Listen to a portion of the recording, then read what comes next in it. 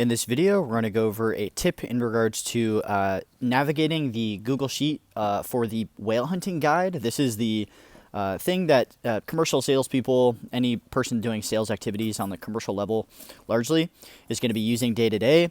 This is where you're going to aggregate a lot of relevant information to kind of the purchasing process. So as you see here, there's information like different categories of businesses, the individual business's name, their address, the city, state, zip, so their physical location.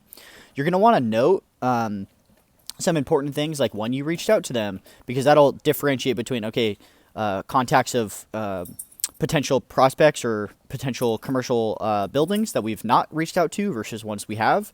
And the ones we have, we're going to nurture them in the process of reaching out, right? So we're going to note things like the dates that we called, the gatekeeper's name.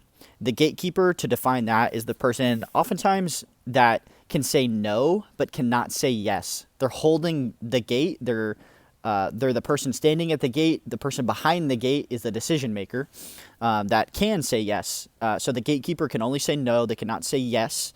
We do not want to be told no by someone who cannot tell us yes. So we're going to want to note what the gatekeeper's name is, what their phone number is, etc. That's oftentimes going to be the person that's like the receptionist or the person answering the phone. They can turn us away, but they can't accept our bid, for example. So we're going to want to note who that individual is, what their name, phone, email is.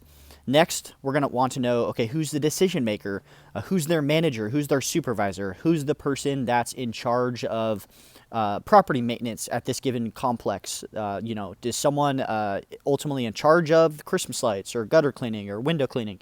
That's very likely going to be the decision maker. That's going to be the one that could potentially approve our quote. So we're going to want to note the same things: their name, their phone number, their email.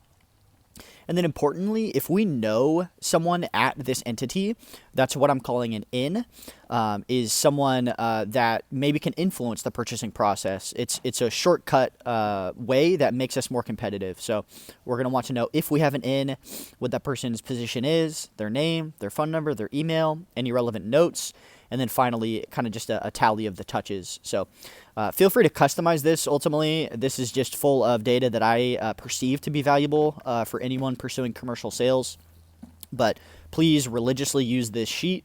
It's going to have a lot of good useful information to help us nurture commercial clients and potentially get some big ticket jobs on the schedule, because we're using this sheet and using the information to our advantage.